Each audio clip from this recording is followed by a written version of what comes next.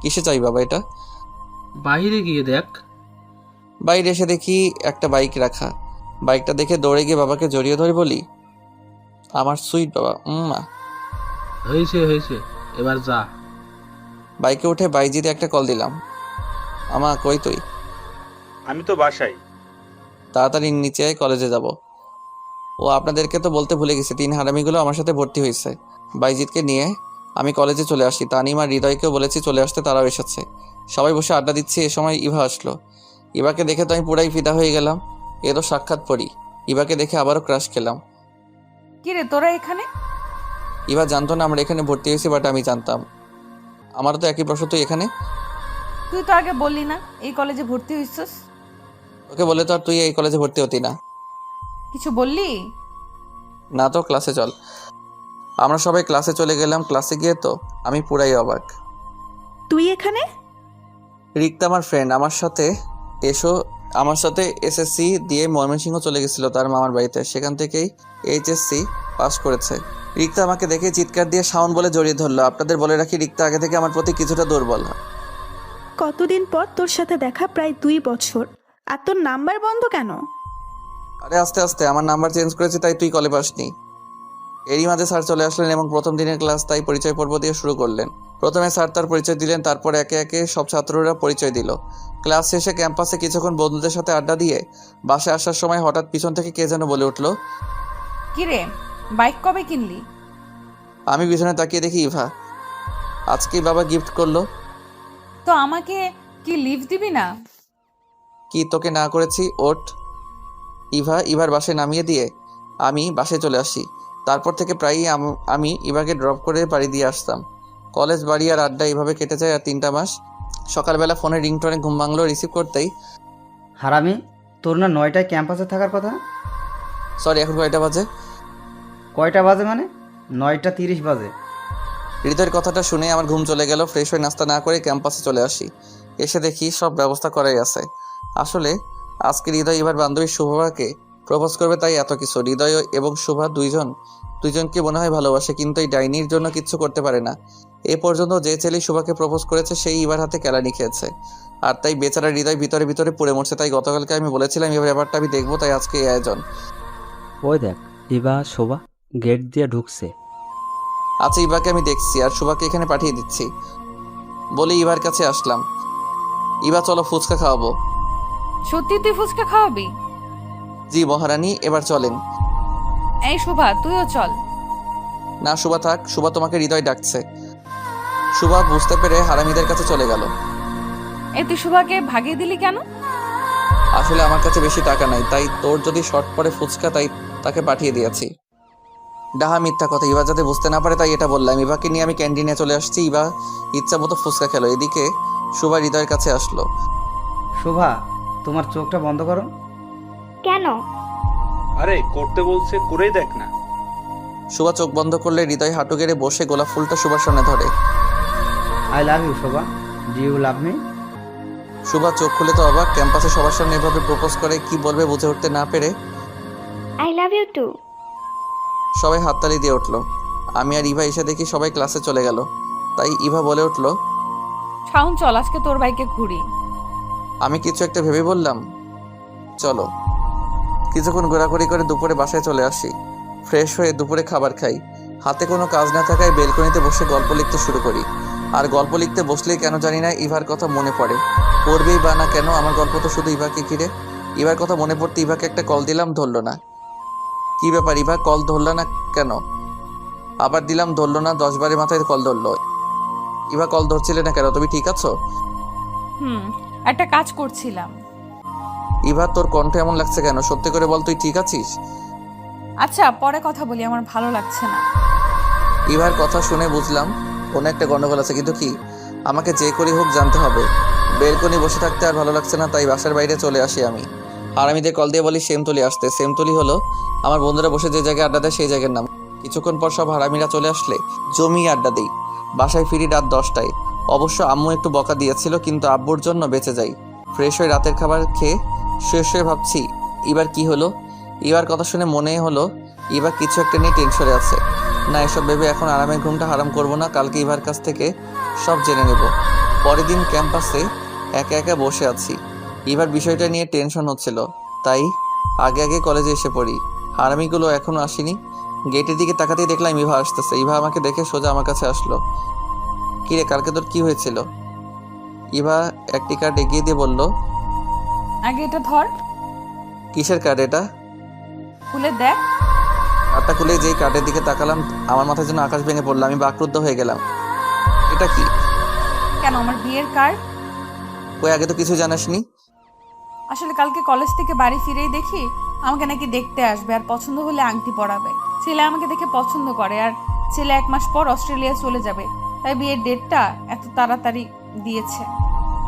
তুই বিয়েতে রাজি? আসলে প্রথমে একটু রাগ হয়েছিল এত তাড়াতাড়ি বিয়ে, তারপর ভাবলাম বিয়ে তো একদিন করতেই হবে, তাই রাজি হয়ে যাই। আচ্ছা তুই থাক, আমি যাই, সবাইকে কার্ড দিতে হবে। ইভা চলে গেল আর আমি বসে বসে চোখের জল ফেলছি। ইভা, তুই একটিবার আমার কথা ভাবলি না? আমি যে তোকে ছাড়া অচল। আমি যদি তোকে না পাই তাহলে তো আমার জীবন অপূর্ণ থেকে যাবে। এসব কথা ভাবছি আর চোখের জল ফেলছে। কিছুক্ষণ পর বন্ধুরা এসে দেখে আমি কাঁদতেছি। কিরে, কি হয়েছে? কাঁদতেছিস কেন? কি রে, বল কি হয়েছে? কে কি বলেছে? ইভার বিয়ে ঠিক হয়ে গেছে। মুহূর্তের মধ্যে সবার মুখ কালো হয়ে গেল। কি বলিস? কবে বিয়ে? 1 সপ্তাহ পর। তুই যে ইভাকে ভালোবাসিস, এ কথা ইভাকে বলিসনি? না রে, এঙ্গেজমেন্ট হয়ে গেছে। 1 সপ্তাহ পর বিয়ে। কি করি এখন এসব বলি? আচ্ছা, ক্লাসে চল, পরে দেখা যাবে। না রে, তোরা যা, আমি বাসায় যাব। আচ্ছা, সাবধানে যাইস। বাসায় এসে রুমে শুয়ে কাঁদতে কাঁদতে কখন যে ঘুমিয়ে গেছে মনে নেই। বিকালে বন্ধুরা শ্যামলতলি যাওয়ার জন্য বলেছিল, আড্ডা দেওয়ার জন্য, কিন্তু আমি যাইনি। দেখতে দেখতে কেটে গেল আরো 3টা দিন। আমি এই 3 দিনে কলেজে যাইনি, ঠিক মতো খাওয়া দাওয়া করিনি, একেবারে ভেঙে পড়ি। আজ বন্ধুরা সবাই এসেছে আমায় দেখতে। কিরে, তুই কলেজে যাস না কেন? আরে, মেয়ে একটা গেলে 10টা পাবি। আমি তো ইভাকে বলতে পারবো না রে। এভাবে আর চলতে দেওয়া যায় না, কিছু একটা করতে হবে। কিছুক্ষণ আড্ডা দিয়ে বিকালের দিকে বন্ধুরা চলে যায়। রাতে খাবার টেবিলে সবাই খেতে বসলাম। এই সময় বাবা বলে উঠলো, কি রে, ইবা মামুনির বিয়ে তুই তো একবারও বলিসনি। ও বলা হয়নি। ইভার বাবা আর আমার বাবা ছোটকালের বন্ধু। ইভাকে বাবা খুব আদর করে। শোন, কালকে আমরা সবাই রহিমের বাড়ি যাব। রহিম হলো ইভার বাবা। আমি যেতে পারবো না। কিভাবে যাব? নিজের ভালোবাসার মানুষকে অন্য কেউ নিয়ে যাবে, এটা আমি নিজ চোখে দেখতে পারবো না। কেন, ইবার সাথে ঝগড়া করেছিস? আমি কোনো কথা শুনতে চাই না। আর এবার গায়ে হলো, আমাদের সবাইকে যেতে হবে। বাবা কথাটা বলে উঠে গেলেন। পরের দিন বিকালে ইভাদের বাড়ি যাই। গিয়ে দেখে হারামিগুলোও এখানে। মন চাইছিল সব কয়টাকে কুচি কুচি করে নদীতে ভাসিয়ে দেই। আমি কষ্টে মরি আর সারা রাত নাচতে নাচতে বিয়া খেতে এসেছে। কিছুক্ষণ পর বন্ধুরা আমার কাছে এলো। কিরে, জিএফির বিয়ে খাতে আইসস? বলেই হারামিরা কি হাসি দিল। রাগে আমার গা জ্বলে যাচ্ছিল। তোর মোবাইলটা দে তো। আমি আমার মোবাইলটা দিলাম হৃদয়কে। শালা শেয়ারে কি জানি নিল। তারপর আমাকে মোবাইলটা দিয়ে বলল, আচ্ছা, তোর জিএফের বিয়ে তুই খা, আমরা গেলাম। বলে হারামিরা আমাকে রেখে চলে গেল। যাক, ভালো হয়েছে। হারামিরা এমন কথা বলতো, এতে আমার কষ্ট আরো বাড়তো। আমি ইভার রুমে গিয়ে দেখি ইভাকে গায়ে হলুদের সাজ সাজাচ্ছে। আমাকে দেখে ইভা বলে উঠলো, শাওন, আমাকে কিরকম লাগছে? অসম্ভব সুন্দর, যেন আকাশ থেকে নেমে আসা কোনো হলুদ পরি, যার চোখের দিকে তাকিয়ে কয়েক যুগ পার করে দেওয়া যাবে, তবুও তাকে দেখা শেষ হবে না। আমাকে থামিয়ে দিয়ে ইভা বলল, হয়েছে হয়েছে, আর বলতে হবে না। বলতে কই দিলি তুই? ইভার সাথে আর কিছুক্ষণ কথা বলে চলে আসি। কথা বলে বুঝলাম ইভা বিয়াতে খুব খুশি। আমার যে কষ্টে ভিতরটা ফেটে যাচ্ছে তা বুঝতে দিলাম না। রাত 8টায় গায়ে হলুদের অনুষ্ঠান আরম্ভ হয়। আমার খুব কষ্ট হচ্ছিল, তাই বাহিরে চলে আসি। দোকান থেকে 1 প্যাকেট সিগারেট কিনলাম। আগে কখন সিগারেট খাইনি, শুনেছি সিগারেটের ধোয়ার সাথে নাকি মনের কষ্ট উড়ে যায়। এক টান দিতে কাশতে কাশতে দম শেষ। তারপরও খেলাম। তারপর ইভাদের বাড়ি না গিয়ে আমাদের বাড়ি চলে আসি। আমার মোবাইলটা অফ করে রাখি। তারপর রুমে বসে একটার পর একটা সিগারেট খেতে থাকি। রাতটা কোনো মতে পার করি। সকাল 8টায় ঘুম ভাঙলে মোবাইলটা অন করি। এই মা 200 মিস কল, সবগুলো দিয়েছে বাবা মা আর ইভা। আপনারা ভাবছেন মোবাইল বন্ধ থেকে কিভাবে দেখলাম 200 মিস কল? আরে ভাই, আমার মোবাইলে মিস কল অ্যালার্ট চালু করা। মোবাইলটা খাটে রেখে ফ্রেশ হতে গেলাম। ফ্রেশ হয়ে এসে দেখি আবার বাবা 5টা কল দিয়েছে। মোবাইলটা হাতে নিতেই আবার বাবার কলটা ধরতেই, এই হারামজাদা, কখন থেকে কল করছি, ধরিস না কেন? জি বাবা, ওয়াশরুমে ছিলাম। কই তুই এখন? কালকাতে মানুষের হাঙ্গামায় ভালো লাগছিল না, তাই আমাদের বাসায় চলে আসি। ভালো লাগছিল না তো আমাদের বলে যেতে পারতি। আর শোন, তাড়াতাড়ি তুই রহিমের বাসায় আয়। জি বাবা, আসতেছি। ইচ্ছা না থাকা সত্ত্বেও যেতে হলো। বিয়ে বাড়িতে সবাই কত আনন্দ করছে, সবাই কত খুশি, শুধু আমি একাই শুধু কষ্ট পাচ্ছি। তাই ছাদে এসে একা একা বসে মোবাইল টিপতেছে। নিচে অনেক হাঙ্গামার শব্দ শোনা যাচ্ছে, তাতে আমার কি, আমি মন মরা হয়ে বসেই আছি। কিছুক্ষণ পর বাবা মামা আঙ্কেল ছাদে আসলেন। আঙ্কেল মানে ইভার বাবা। বাবা আমার কাছে এসে বলে উঠলো, তুই কি ইভাকে ভালোবাসিস? আবার এই কথা শুনে তো আমি পুরো অবাক হয়ে যাই। কি রে, কথা বলছিস না কেন? না বাবা, আমরা তো শুধু বন্ধু আর কিছু না। তাহলে এসব কি? আমার আর ইভার কিছু ক্লোজ ছবি দেখিয়ে, আর ইভা আমার ফ্রেন্ড, একসাথে ছবি তুলতেই পারি। দেখ জসিম, এই সামান্য বিষয় নিয়ে যারা বিয়ে ভেঙে দেয় তাদের কাছে আমার মেয়ে দিব না। বাবা আমাকে একা একদিকে নিয়ে বলল, তুই কি কাউকে ভালোবাসিস? কি না বাবা। আচ্ছা বুঝলাম, এখন বল তোর ইভাকে কেমন লাগে, মানে ইভা মেয়ে হিসেবে কেমন? জি বাবা, খুব ভালো, লক্ষ্মী মেয়ে একটা। কিরে রহিম, বলেছিলাম না আমি থাকতে তোর কোনো চিন্তা নাই? বাবা আঙ্কেলের কাছে এসে বললো, বাবা আমার হাতে ধরে একটা রুমে নিয়ে গেলো এবং একটা প্যাকেট দিয়ে বললো, এটা পরে নিচে আয়। বাবা কি হচ্ছে এসব, আমি তো কিছুই বুঝলাম না।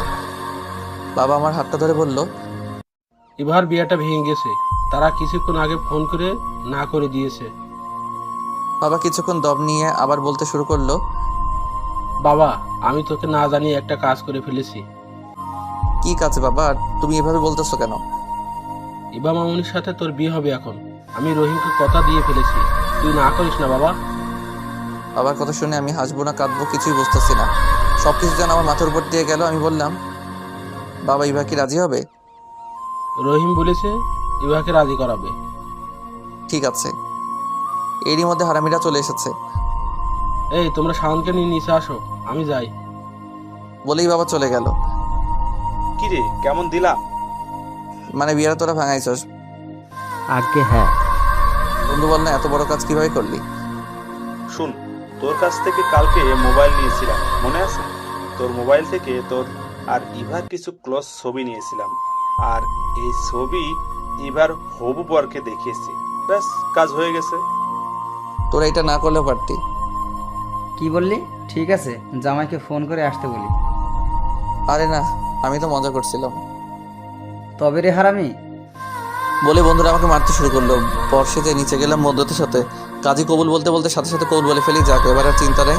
বিয়ার কাজ শেষ হলে ইভাকে আঙ্কেল গাড়ি পর্যন্ত নিয়ে এসে আমার হাতে তুলে দিলেন।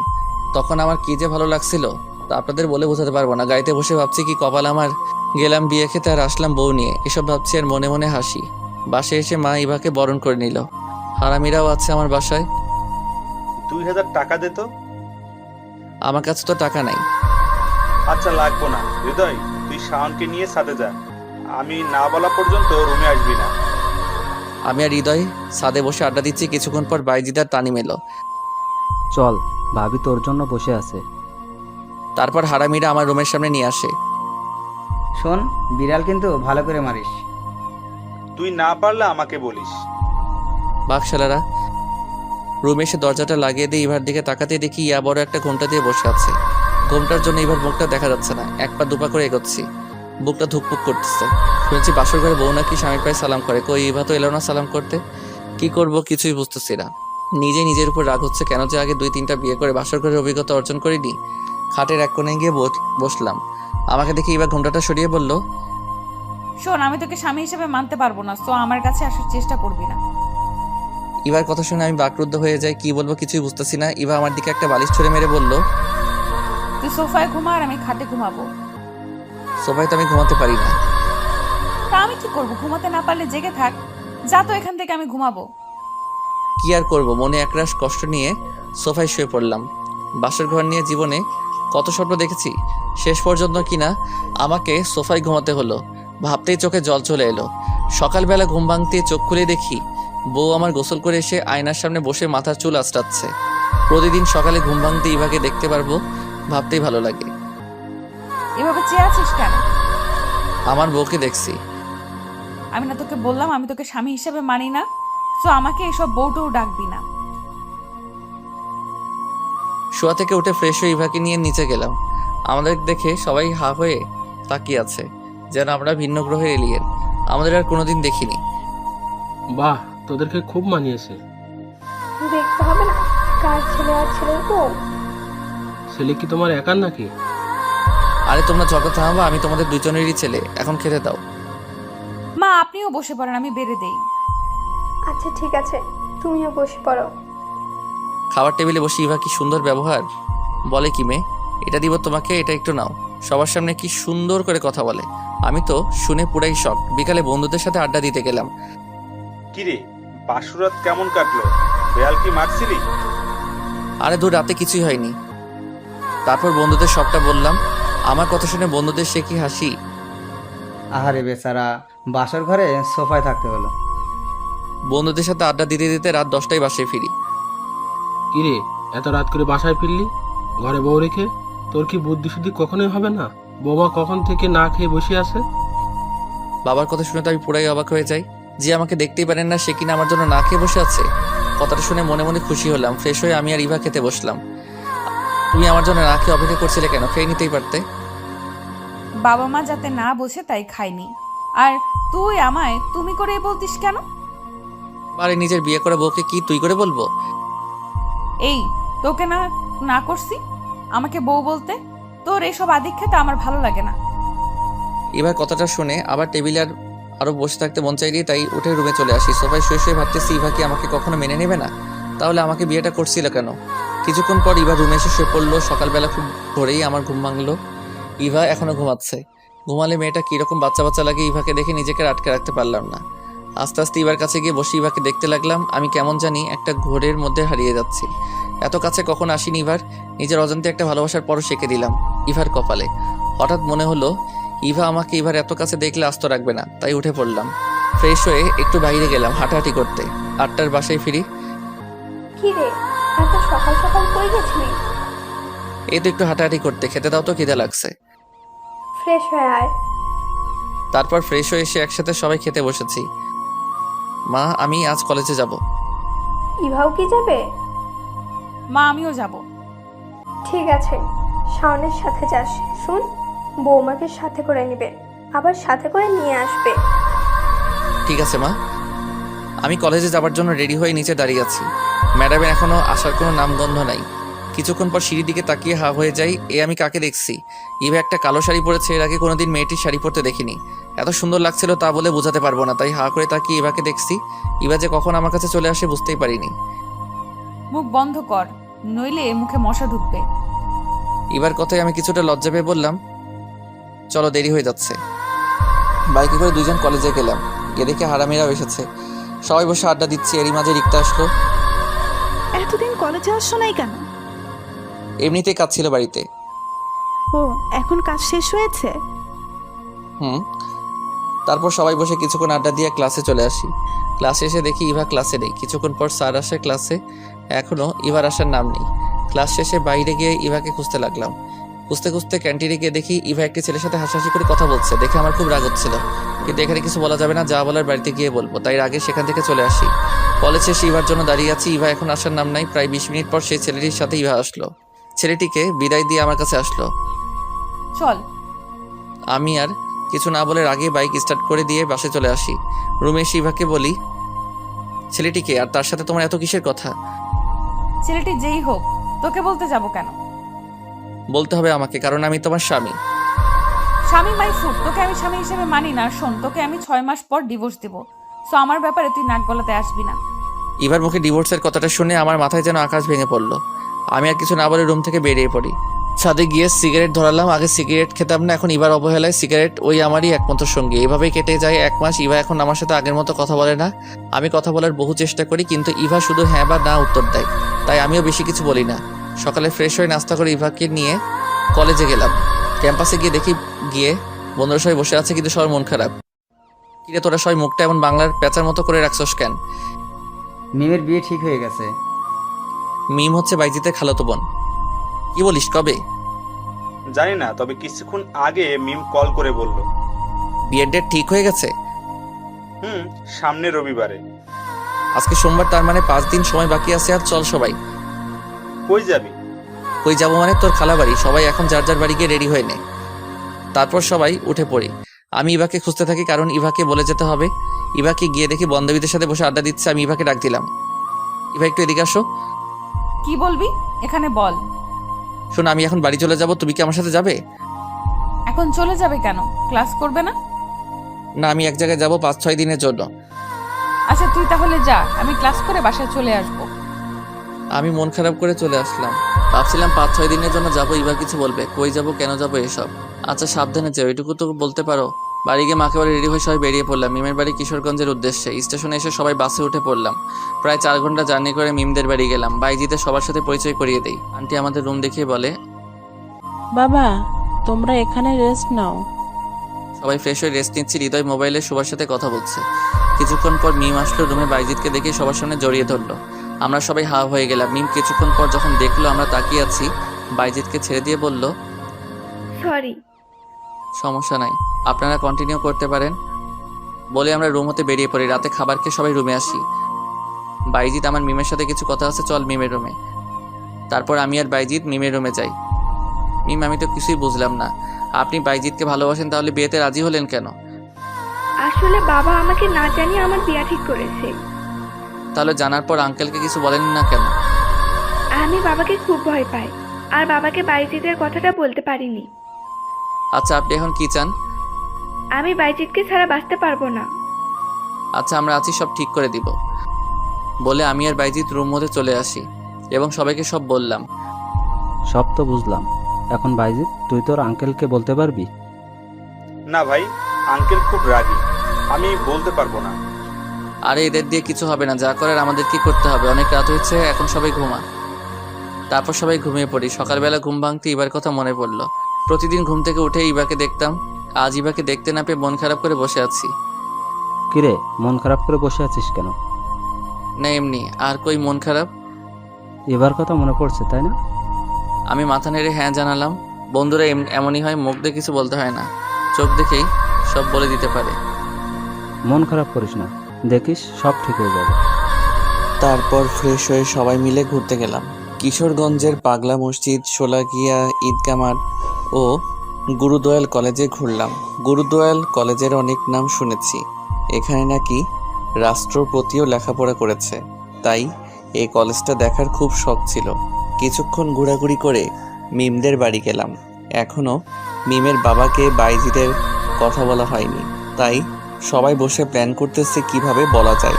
এভাবে কেটে গেল আর 2টা দিন, এখনও আঙ্কেলকে বলা হয়নি। আঙ্কেলের যা রাগী মানুষ, এই 3 দিনে বুঝেছি, তাই কেউ বলার সাহস পাইনি। অবশেষে আজ সিদ্ধান্ত নিয়েছি সবাই মিলে আজই বলবো। দুপুরে খাওয়া দাওয়ার পর মিমের বাবা মার রুমে গেলাম। আঙ্কেল, আপনাদের সাথে কিছু কথা ছিল। কি বলবে বলো। আঙ্কেল, আমার মনে হয় মিম এই বিয়েতে খুশি না। কি বলছো এসব? আঙ্কেল, আপনি একবার কি মিমকে জিজ্ঞেস করেছেন? মিমেরও তো পছন্দ অপছন্দ থাকতে পারে। কি বলতে চাও তুমি, স্পষ্ট করে বলো। জি আঙ্কেল, মিম আর বাইজিৎ দুইজন দুজনকে ভালোবাসে আঙ্কেল। বেশ, মিম মিম। এর আগে মিমকে ডাক দিলেন আঙ্কেল। জি বাবা। আমি যা শুনেছি তাকে সত্যি?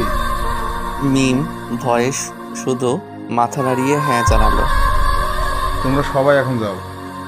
আমাদের দিকে রাগীভাবে তাকিয়ে আঙ্কেল বলল, আমরা রুমে চলে আসি। আঙ্কেল কি বললো রে? জানি না, তবে খুব রেগে গেছে। কিছুক্ষণ পর আঙ্কেল বাইজিৎকে তার রুমে ডাকলেন। বেচারা মুখটা ভয় দেখার মতো ছিল। বাইজিৎ আঙ্কেলের রুমে গেলে কি বলবো জানি না, তবে বাইজিৎ আর মিমকে রুম থেকে দেখছি হাসি মুখে বের হচ্ছে। কিরে আঙ্কেল, কি বলবো? আঙ্কেল আমাদেরকে মেনে নিয়েছে। সত্য।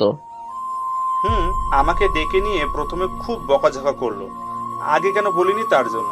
তারপর আঙ্কেল বলল আর 2 দিন পর বিয়ে, এখন আর সম্ভব না। তারপর আমি আর মিম আঙ্কেল পায়ে ধরে কান্নাকাটি করি, তখন আঙ্কেল আমাদের মেনে নিয়েছে।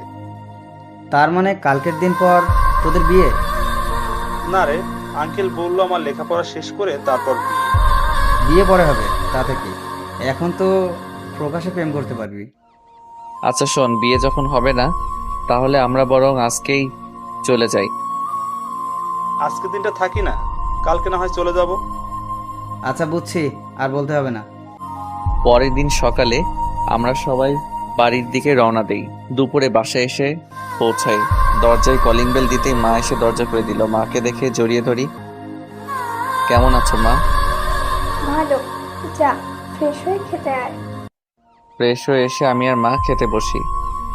শোন, বিকালে গিয়ে ইভাকে নিয়ে আয়। কেন?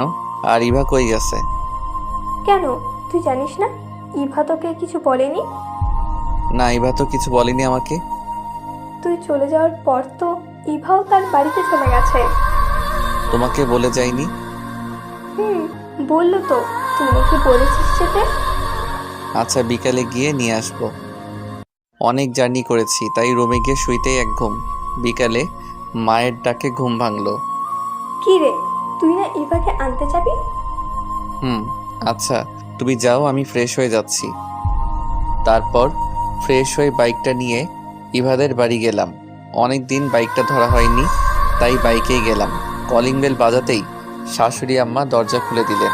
আমি শাশুড়ি আম্মাকে সালাম করলাম। তারপর শাশুড়ি আম্মার সাথে কিছুক্ষণ কথা বলে ইভার রুমে গেলাম। গিয়ে দেখি ইভা শুয়ে আছে, তাই ইভার পাশে গিয়ে বসলাম। এই কয়দিন ইভাকে দেখতে পারিনি, তাই মন ভরে দেখতে লাগলাম। হঠাৎ কারো শব্দে আমার ধ্যান ভাঙলো। তুই কখন এলি? এই তো কিছুক্ষণ হলো। রেডি হয়ে নাও, মা পাঠিয়েছে তোমাকে নিয়ে যেতে। আচ্ছা তুই নিচে যা, আমি রেডি হয়ে আসতেছি। আমি নিচে গিয়ে শাশুড়ি আম্মার সাথে বসে কথা বলতেছি। কিছুক্ষণ পর ইভা আসলো।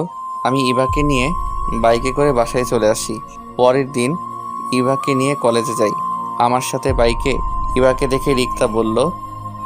মেয়েটা কে ছিল শাওন? তারপর রিক্তাকে ইভার কথা সব বলে কেঁদেই দিলাম। এ ব্যাপার। আচ্ছা শোনো, আমার কাছে একটা বুদ্ধি আছে, এটা কাজে লাগাতে পারলেই ইভা তোর জন্য পাগল হয়ে যাবে। কি করতে হবে বলো, ইভার জন্য সব করতে পারবো। তাহলে শোন। রিক্তা কি বলেছে গল্পের সাথে থাকেন, জেনে যাবেন। এতে যদি হিতে বিপরীত হয় আর আমাকে ভুল বুঝে? আরে পাগল, তুই তাকে বলে দিবি, আর আমি তো আছি। আচ্ছা ঠিক আছে। তারপর কিছুক্ষণ আড্ডা দিয়ে ক্লাসে গেলাম। সব ক্লাস শেষ করে বাসায় চলে আসলাম। বিকেলে শ্যামলতলি গেলাম বন্ধুদের সাথে আড্ডা দিতে। তাদের বললাম আমার আর রিক্তার প্ল্যানটা, তারাও সম্মতি দিল। কিছুক্ষণ বন্ধুদের সাথে আড্ডা দিয়ে বাসায় চলে আসি। রাতে খাবার খেয়ে রুমে আসি। ইভাও আসে। ইভা শোন, 6 মাস পর তো আমাদের ডিভোর্স হয়ে যাবে, তাই না? কিন্তু হঠাৎ এই কথা কেন? না মানে এমনি। আচ্ছা শোন, তাহলে আমাদের যে বিয়ে হয়েছে এটা কলেজের কাউকে আর বলিস না। তুই তোর বান্ধবীদেরও না করিস কাউকে বলতে, আর আমিও আমার বন্ধুদের বলবো। আচ্ছা ঠিক আছে। সকালে কলেজে যাওয়ার সময় ইভা আমার বাইকে উঠবে এমন সময়। ইভা শোন, তুই একটা রিক্সা করে কলেজে চলে যা, আমার একটা কাজ আছে, কাজটা করে কলেজে আসবো। ইভা কখনো ভাবেনি আমি ইভাকে এভাবে না করে দিব। আচ্ছা যা। তারপর আমি বাইক নিয়ে ইভাকে রেখে চলে আসি। রিক্তাকে কল দিলাম। কই তুই? বাসার নিচে রিক্সার জন্য দাঁড়িয়ে আছি। আচ্ছা 5 মিনিট অপেক্ষা কর, আমি আসতেছি। তারপর আমি রিক্তাকে বাইকে করে নিয়ে কলেজে চলে আসি। ক্যাম্পাসে ঢুকতেই দেখি ইভা তার বান্ধবীদের সাথে বসে আড্ডা দিচ্ছে। আমি রিক্তাকে নিয়ে সোজা ক্যাম্পাসে ঢুকি। ইভা আমাদের দেখে হা করে তাকিয়েছিল। আমরা বন্ধুদের সাথে না গিয়ে আমি আর রিক্তা আলাদা বসে আড্ডা দিচ্ছি। ক্লাস শুরু হলে সবাই ক্লাসে চলে গেল, কিন্তু আমি রিক্তা ক্লাসে যাইনি। এদিকে ইভা সারা ক্লাসে আমাকে না দেখে মনে মনে ভাবতে থাকে, শাওন ক্লাস নাই কেন? নিশ্চয়ই ডাইনিটার সাথে আছে। ইভা ক্লাস শেষ করে আমাকে খুঁজতে থাকে। গিয়ে দেখে আমি আর রিক্তা নারিকেল বাগানে বসে আছি, আর রিক্তা আমার মাথায় হাত বুলিয়ে দিচ্ছে। আমাদের দেখেই ইভা আমাদের কাছে এলো। তুই এখানে? তোকে সারা ক্যাম্পাসে খুঁজেছি, ক্লাসও তো করিস নাই। আমাকে খুঁজেছিস কেন? আমার প্রশ্নে ইভা থতমত খেয়ে যায়। না মানে বাসায় যাবো এই জন্য। শাওন, এ মেয়েটিকে? আমার কাজিন, আমাদের বাসায় থাকে। আর ইভা, এ হলো রিক্তা, আমার জিএফ। ইভা আমার কথা শুনে আর কিছু না বলে সেখান থেকে চলে যায়। এখন দেখ বাবু কেমন লাগে, আমাকে খুব জ্বালিয়েছ না? এখন বুঝো ঠেলা। আমরা আর কিছুক্ষণ আড্ডা দিয়ে ক্লাসে চলে যাই। কলেজ ছুটির পর আমি বাইকে বসে আছি। ইভা বাইকে উঠতে যাবে, এ সময় আমি ইভাকে থামিয়ে দিয়ে, ইভা শোন, তুই রিক্সা করে বাসায় চলে যা। রিক্তার দিকে তাকিয়ে বললাম, বাবু ওঠো, আজকে আমরা ঘুরতে যাব। আমার কথা শুনে ইভা মন খারাপ করে চলে গেল। এদিকে ইভা মনে মনে ভাবছে, শাওন আমার সাথে এমনটা করতে পারলো? তার জিএফ এর সামনে আমাকে অপমান করলো। আমি রাতে 10টায় বাসায় ফিরি। ইভা এসে দরজা খুলে দেয় আর বলল, এতক্ষণ কই ছিলে? তা তোকে বলতে হবে? আচ্ছা ফ্রেশ হয়ে আয়, আমি খাবার দিচ্ছি। শোন, তুই খেয়ে নে, আমি বাইরে থেকে খেয়ে এসেছি। বলেই রুমে চলে আসি। ইভা খেয়ে রুমে আসার পর আমি বেলকনিতে গিয়ে রিক্তার সাথে কথা বলা শুরু করি। ইভাকেও দেখছি না, মনে হয় শুয়ে আমাদের কথা শুনছে। তাই প্রায় 2 ঘন্টা প্রেমালাপ করি। 12টায় রুমে আসি। এতক্ষণ কার সাথে কথা বলছিলে? তুই এখনো ঘুমাসনি? আগে আমার কথার উত্তর দে। কার সাথে হবে আবার? রিক্তার সাথে। তো লজ্জা করে না বাসায় বউ রেখে অন্য মেয়েদের সাথে কথা বলতে? ওরে আমার বাবু, আমার তো মনেই ছিল না। শোন, রিক্তা অন্য মেয়ে না, রিক্তা আমার হবু বউ। তোকে ডিভোর্স দিয়ে আমি রিক্তাকে বিয়ে করব। আমার মুখে ডিভোর্সের কথাটা শুনে ইভা থমকে গেল। বাঙালি নারীর বিয়ে একবারই হয়, আর ইভার আগে সেই দিন ডিভোর্সের কথা এমনিতেই বলেছিল। ইভা আমাকে স্বামী হিসেবে মেনে নেয়নি ঠিক, কিন্তু আজ ডিভোর্সের কথা শুনে ইভা যে কষ্ট পেয়েছে আমি তা ঠিক বুঝতে পেরেছি। কষ্ট পাক তাতে আমার কি, আমিও তো কম কষ্ট পাইনি। আমি আর এসব না ভেবে ঘুমিয়ে পড়লাম। পরের দিন কলেজে আমি একাই যাই। ইভা রিক্সা করে কলেজে যায়, আমি রিক্তাকে নিয়ে সোজা ক্যাম্পাসে ঢুকি। আমাদেরকে দেখে এবার বান্ধবীরা ইভাকে বলল, কি রে, শাওনের সাথে মেয়েটাকে? আর তোকে দেখছি 2 দিন ধরে একাই রিক্সা করে আসছিস, তোদের কি কিছু হয়েছে? ইভা বান্ধবীদের সবটা খুলে বলল। তুই কাজটা ঠিক করিসনি, এখন পস্তা। তোর চোখের সামনে দিয়ে তোর স্বামীকে আরেকজন নিয়ে যাবে। ক্লাস শুরু হয়ে আমরা সবাই ক্লাসে চলে যাই। আমি আর রিক্তা 2 জন চোখে চোখে কথা বলছি। ইভাকে দেখছে আমাদের দিকে আর চোখে তাকিয়ে আছে ছলো ছলো চোখে। ক্লাস শেষে আমি আর রিক্তা 2 জন বাহিরে বসে আছি। রিক্তা, আমার মনে হয় ইভাকে এখন বলে দেওয়া উচিত। তুই কি পাগল হয়েছিস? এখনো তো কিছুই হয়নি। এখনো তো ইভা যে তোকে ভালোবাসে তা বলেনি। আর ভালোবাসলে ভালোবাসার মানুষ অবহেলা করলে যে কতটা কষ্টের তা তোকে বুঝতে হবে না। তুই এত বুঝিস? আগে যদি জানতাম তাহলে আমি তোকেই বিয়ে করতাম। কথাটা বলেই সামনে তাকিয়ে দেখি ইভা দাঁড়িয়ে আছে। আমি আর কিছু না বলে ইভাকে দেখিয়ে রিক্তার কোলে শুয়ে পড়ি। এখানে কি হচ্ছে? দেখছিস না আমরা প্রেম করছি? ইভা আমার কলার ধরে দাঁড় করিয়ে বলল, লজ্জা কর না তোর বউ থাকতে একটা রাস্তার দুশ্চরিত্র মেয়ের সাথে প্রেম করতে? ইভা রিক্তাকে নিয়ে কোনো বাজে কথা বললে ভালো হবে না বলে দিলাম। একবার না 100 বার বলবো, অন্য স্বামীর সাথে প্রেম করে বাজে মেয়ে না তো কি ধোয়া তুলসী পাতা? ইভা কথাটা বলার সাথে সাথে ঠাস ঠাস করে 2টা বসিয়ে দিলাম। ব্যাস, অনেক হয়েছে তোর নাটক। কিছু বলিনি এতদিন, কিন্তু আর না। বাজে মেয়ে রিক্তা না তুই। আর কিসের স্বামী স্বামী করিস? বিয়ার পরে একটিবার ভালো করে কথা বলেছিস আমার সাথে? বিয়ার পরে কলেজের এক বড় ভাইয়ের সাথে তুই কি করেছিলি? কলেজ ছুটির পরও তো তোর জন্য আমাকে আধা ঘন্টা দাঁড়িয়ে থাকতে হতো। আমি এসব ভুলে গেছি ভাবছিস? তোকে ভালোবাসা তো দূরের কথা, তোকে দেখলে এখন আমার ঘেন্না হয়, ঘেন্না। নেক্সট টাইম আমার ব্যাপারে কোনো কথা বলবি না। এখন দূর হ আমার চোখের সামনে থেকে। এবার চোখ দিয়ে শুধু পানি পড়ছে, আর কোনো কথাই বলছে না। বাবু চল তো এখান থেকে, এসব মেয়েদের দেখলে আমার গা জ্বলে। বলেই আমি রিক্তার হাত ধরে চলে আসি। ইভার সাথে খারাপ ব্যবহার করে আমারও ভালো লাগছে না, তাই রিক্তাকে নিয়ে একটা পার্কে বসি। সরি রে, আমার জন্য এত কিছু হলো আজ। কি বলছিস তুই? আমি সরি, আমার জন্য তোকে এত কথা শুনতে হলো। আর থাপ্পড়টা ওর পাওনা ছিল। তারপরও ইভাকে থাপ্পড় মারাটা তোর উচিত হয়নি। কোনটা উচিত আর কোনটা উচিত না সেটা তোকে বুঝতে হবে না। আমার সামনে তোকে বাজে কথা বলবে আর আমি বসে থাকবো? আচ্ছা বাপ হয়ে এখন এসব বাদ দে। বাদাম খাবো, বাদাম নিয়ে আয়। আচ্ছা তুই বস, আমি আনতেছি। তারপর কিছু বাদাম এনে খেতে খেতে কিছুক্ষণ আড্ডা দেই। বিকাল হয়ে গেছে, তাই রিক্তাকে তার বাসায় নামিয়ে দিয়ে আসি। কোনো কিছু ভালো লাগছে না, তাই বন্ধুদের শিমুলতলি আসতে বলি আড্ডা দিতে। বন্ধুদের সাথে আড্ডা দিয়ে রাতে বাসায় ফিরি। দরজায় কলিং বেল দিতেই ইভা এসে দরজা খুলে দেয়। খুব খিদা পেয়েছে, খেতে দে। দুপুরেও খাইনি, তাই খুব খিদা লাগছে। আচ্ছা ফ্রেশ হয়ে আসো, আমি খাবার দিচ্ছি। ফ্রেশ হয়ে খাবার খেয়ে দুইজন রুমে গেলাম।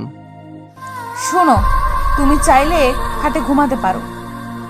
তোর সাথে ঘুমানোর ইচ্ছা আমার নাই। বলেই বেলকনিতে গিয়ে রিক্তাকে বলে দিলাম। তোর বউ কি করে রে? কি আর করবে, খাটে বসে বসে চোখের জল ফেলছে। কলেজের ব্যাপারে তোকে কিছু বলেছিল? না, কিছুই বলেনি, তবে বাসায় আসার পর থেকে তুমি করে বলতেছে। বলেছিলাম না তোর জন্য পাগল হয়ে যাবে তোর বউ। আচ্ছা শোন, আমার ব্যাপারটা মনে থাকে যেন। মনে থাকবে। তুই আমার এত বড় উপকার করলি, তোর কথাটা আমি রাখবো না? আচ্ছা আমার ঘুম পাচ্ছে, রাখি। ওকে, শুভরাত্রি। বলে কলটা কেটে দিলাম। বেলকনিতে থেকে রুমে এসে দেখি ইভা শুয়ে শুয়ে কি জানি ভাবছে। আমি সেই দিকে খেয়াল না দিয়ে সোফায় শুয়ে পড়লাম। কখন যে ঘুমিয়ে গেছি মনে নেই। মাঝরাতে হঠাৎ কারো শব্দে ঘুম ভেঙে গেল। আমি চেয়ে দেখি ইভা আমার পায়ে মাথা রেখে কান্না করতেছে আর বলছে, সরি শাওন, তুমি যখন আমার কাছে ছিলে তখন আমি তোমায় বুঝতে পারিনি, কিন্তু আজ তোমাকে হারিয়ে আমি বুঝেছি তুমি আমার ভেতর কতটা জুড়ে ছিলে। এখন তোমাকে হারিয়ে বুঝেছি আমি তোমাকে কতটা ভালোবাসি। ভালোবাসার মানুষের অবহেলা যে কতটা কষ্টের এখন আমি বুঝতেছি। তোমাকে খুব অবহেলা করেছি সেই ছোটবেলা থেকে। এখন আমি বুঝতে পারছি তুমি কতটা কষ্ট পেয়েছো। তুমি শুধু একবার ফিরে আসো, আর কোনোদিন তোমাকে হারাতে দিব না। ইভার কথা শুনে খুব ইচ্ছে করছিল ইভাকে জড়িয়ে ধরে বলি, ভালোবাসি তোমায়, খুব ভালোবাসি। কিন্তু না, এখন কিছু বলা যাবে না। তাই আবার ঘুমিয়ে গেলাম। সকালবেলা ইভার ডাকে ঘুম ভাঙল। কি, আমাকে একটু শান্তিতে ঘুমাতেও দিবে না? অনেক বেলা হয়েছে, ওঠো। আর তোমার জন্য কফি বানিয়ে এনেছি, না হলে কফি ঠান্ডা হয়ে যাবে। আজ সূর্য কোন দিক দিয়ে উঠল, তুই আমার জন্য কফি করে আনলি? বারে, আমার বরের জন্য আমি কফি বানিয়ে আনতে পারি না? কি বলছিস? তোর বর? ভুলে যাস না, আর 3 মাস পর আমাদের ডিভোর্স হয়ে যাবে। তুই আমাকে কি ডিভোর্স দেস? আমিও দেখে নেব। কিছু বললি নাকি? না, কিছু বলিনি। আচ্ছা এখন কফিটা নাও। আমি ঘুম থেকে উঠে কফিটা খেয়ে ওয়াশরুমে গেলাম ফ্রেশ হতে। ইভার চিল্লাচিল্লিতে ওয়াশরুম থেকে বের হলাম। কি হয়েছে, এইভাবে চেঁচাচ্ছিস কেন? বলে ফ্লোরের দিকে তাকিয়ে দেখি আমার মোবাইলটা ভেঙে পড়ে আছে। হায় আল্লাহ, এটা কি করলি? আমার মোবাইলটা ভাঙলি কেন? এই তোর মোবাইলে মেয়েদের এত কল কিসের? ইভার আমার কলার ধরে কথাটা বলল। আমি ভাঙা মোবাইলটা হাতে নিয়ে দেখি রিক্তা কল দিয়েছিল। কই এত মেয়ে, রিক্তাই তো কল দিয়েছিল। আর তুই তো জানিস রিক্তা আমার জিএফ। আর তুই কি রিক্তাকে উল্টাপাল্টা কিছু বলেছিস? কি বলেছি তা ওই ডাইনিটার কাছ থেকে জেনে নিস। তাহলে জেনে নিন ইভা কি বলেছিল। আমি যখন ঘুম থেকে উঠে রিক্তাকে একটা SMS পাঠিয়েছিলাম কল দেওয়ার জন্য, আর এটাও বলেছিলাম যে কলটা ইভা ধরবে। আমি ইভাকে জ্বালানোর জন্য রিক্তাকে দিয়ে কলটা করাই। ইভা কল রিসিভ করতেই, বাবু তোমার ঘুম ভাঙলো? শোন, রাস্তা করার দরকার নেই, তাড়াতাড়ি কলেজে চলে আসো। আমি তোমার জন্য বিরিয়ানি রান্না করে আনবো। এই মেয়ে, তোর সমস্যা কি? আমার স্বামীর জন্য আমি থাকতে তুই রান্না করে আনতে যাবি কেন? কি বললি? তোর স্বামী শাওন তো তোকে ডিভোর্স দিয়ে আমাকে বিয়ে করবে, আর 3 মাস পর। শোন ডাইনি, আমার স্বামীর দিকে তুই যদি চোখ তুলেও তাকাস তাহলে তোর চোখ আমি তুলে নেব। আমি কি করে বসে বসে আঙুল চুষবো? শাওন, শুধু আমার কথাটা মনে রাখিস। ইভা আর কিছু না বলে আছাড় দিয়ে আমার স্বাদের মোবাইলটা ভেঙে ফেলে। এই যা, এইটুকুর জন্য আমার মোবাইলটা ভেঙে ফেললো। আমি আর কিছু না বলে রেডি হয়ে নিচে গেলাম নাস্তা করতে। নাস্তা করে আমি যথারীতিতে ইভাকে রেখে কলেজে গেলাম। গিয়ে দেখি বন্ধুরা বসে আড্ডা দিচ্ছে, তাই তাদের সাথে বসলাম। কিরে, তোর কি অবস্থা? আজকাল তো ক্যাম্পাসে আমাদের সাথে বসিসই না, তা আজ কি মনে করে? তোরা তো জানিস আমি একটা মিশনে আছি। তো শুনি আপনি কি মিশনে আছেন? আরে তুই আয়, বস বস। বসবো না। শাওন, চল না, ফুচকা খাবো। চল ক্যান্টিনে। ক্যান্টিনে না, বাইরে রাস্তায় দাঁড়িয়ে খাওয়ার মজাই আলাদা। আচ্ছা চল। কি আর করার, রিক্তাকে নিয়ে কলেজের সামনে মরে গেলাম ফুচকা খেতে। হঠাৎ সামনে যেয়ে দেখি ইভা রিক্সা করে কলেজের দিকে আসতেছে। ইভাকে দেখে আমি, হ্যাঁ করো তো বাবু। কি রে, হঠাৎ রাস্তার মধ্যে তোর এত প্রেম আসলো কোথা থেকে? পিছনে তাকিয়ে দেখো। রিক্তা পিছনে তাকিয়ে দেখে ইভা। তাই তো বলি, এত প্রেম আসলো কই থেকে? ইভাকে দেখে রিক্তা আমাকে আর আমি রিক্তাকে ফুচকা খাইয়ে দিতে লাগলাম। আমাদের প্রেম দেখে ইভা রিক্সা হতে নেমে আমার হাত থেকে ফুচকার প্লেটটা নিয়ে একটা আছাড় মারলো। কি হচ্ছে এসব? এটা রাস্তা, সো আস্তে কথা বলো। তোকে না বললাম এই ডাইনির সাথে না যেতে? তাহলে তুই তার সাথে কি করছিস? দেখিস না দুইজন প্রেম করছি, তুই তো এসে দিলি সব শেষ করে। তুই আজ বাসায় আয়, তোর মজা দেখাবো। এতদিন তোকে কিচ্ছু বলি নাই, তাই লাই পেয়ে গেছিস। বলেই ইভা রাগে ফুঁসতে ফুঁসতে রিক্সায় উঠে বাসার দিকে চলে গেল। এই তুই ইভাকে এত রাগালি কেন? এমনিতেই, এখন না আমার ইভাকে রাগাতে ভালো লাগে। হা হা হা হা। আচ্ছা, তুই ইভাকে সত্যিটা কবে বলবি? ইভার জন্মদিন সামনে মাসের 8 তারিখ। ভাবছি ইভাকে সেই দিব, সারপ্রাইজ দিব, সবটা বলে নতুন করে আবার প্রপোজ করব। তার মানে আরো 1 মাস ইভাকে কষ্ট দিবি? জি মহারানী, আমিও কম কষ্ট পাইনি। এখন চলো, ক্লাস করতে হবে। ফুচকার বিল দিয়ে আমি আর রিক্তা বাইকে করে কলেজে চলে আসি। বাইকটা রেখে আমি আর রিক্তা ক্লাসে চলে যাই। কলেজ ছুটির পর আমি রিক্তাকে তার বাসায় নামিয়ে দিয়ে আমি বাসায় চলে আসি। বাসায় কলিং বেল দিতেই মা এসে দরজা খুলেই আমার কানটা ধরে বলতে লাগলো, ইভাকে তুই নাকি মেরেছিস আর তাকে নাকি রাস্তায় নামিয়ে দিয়েছিস। ইভা যে এতদিন রিক্সা করে কলেজে যায় মা জানে না। মা আমি তো কিছু করিনি। তাহলে মেয়েটি কলেজে না গিয়ে রুমে এসে কান্নাকাটি করছে কেন? কখন থেকে ডাকছি, দরজা খুলছে না। তুই যা, তোর আমার বাড়িতে জায়গা নেই। তুমি না আমার লক্ষ্মী মা, আমার সোনা মা, এরকম করছো কেন? তোমার এই দুধের বাচ্চাটা কই যাবে বলো? জায়গা নেই বলছি, মানে জায়গা নেই, ব্যাস। বলেই মুখের উপর দরজাটা লাগিয়ে দিল। যা শালা, এখন আমি কি করি? যাই বন্ধুদের সাথে আড্ডা দেই। রাতে বাবা বাসায় আসলে তখন বাসায় আসবো। বন্ধুদের সাথে আড্ডা দিয়ে রাতে 10টায় আবার বাসায় আসি। কলিং বেল দিতেই মা দরজা খুলে দেয়। আমাকে দেখেই মা জড়িয়ে ধরে। আমি হতবাক হয়ে যাই। তোকে একটু বকা দিয়েছি বলে কি আমাদের ছেড়ে চলে যাবি? মা তুমি কাঁদতেছো কেন? আমি তো কোথাও যাইনি। তুই বল, কোনো দিন এরকম করবি না। ঠিক আছে, আর এরকম করব না। সেই সকাল থেকে না খাওয়া, চেহারার কি করেছিস দেখ। তোর জন্য ইভাও কিছু খায়নি। যা, ইভাকে নিয়ে খেতে আয়। আমি রুমে গিয়ে দেখি ইভা শুয়ে শুয়ে কান্না করছে। ইভার কান্না দেখে আমার ভিতরটা পুড়ে যাচ্ছে। না, আর মেয়েটাকে কষ্ট দেব না। তাকে কষ্ট দিয়ে তো আমি সুখে নাই, আমিও তো তার দ্বিগুণ কষ্ট পাচ্ছি। কি হয়েছে, এভাবে কান্না করছিস কেন? সেটা তোমাকে জানতে হবে না। আচ্ছা চল, সকাল থেকে নাকি কিছুই খাওনি? না আমি খাবো না, তুমি খেয়ে নাও। আচ্ছা ঠিক আছে, খিদা লাগলে এমনিতেই খাবে। আমি নিচে গিয়ে দেখি মা খাবার রেডি করে বসে আছে। কি রে, ইভা কই? তোমার বৌমা নাকি খাবে না? আচ্ছা, তুই খেয়ে ইভার জন্য খাবার নিয়ে রুমে যাস। আচ্ছা, তুমি ইভার জন্য খাবার বেড়ে দাও। রাক্ষসটা একবার না করতেই চলে গেল। আমি যে তার সাথে রাগ করে খাইনি, আমাকে একবার জোর করলো না। খিদায় পেটে ইঁদুর দৌড়াচ্ছে। এখন কি করি? না খেয়ে থাকতে হবে সারা রাত। কেন যে সে সময় না করতে গেলাম? এই কি সাউন্ড প্লেট হাতে রুমে আসতেছে, সে কি আমাকে দেখিয়ে দেখিয়ে খাবে নাকি? এই নাও, আমি জানি তোমার খিদে পেয়েছে, খেয়ে নাও। না আমি খাবো না। ভালো করে বলছি তো, তাই কানে যায় না?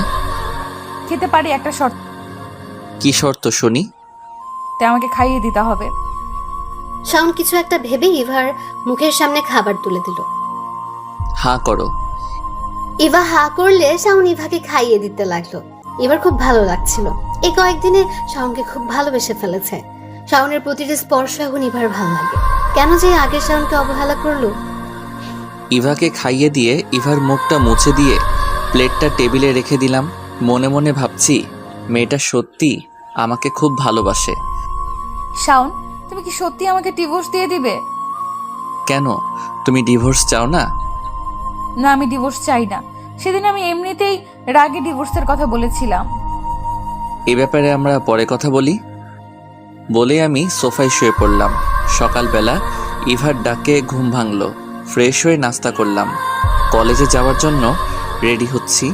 এমন সময়, চলো না আজ আমরা ঘুরতে যাই, অনেক দিন হলো তোমার সাথে ঘুরতে যাই না।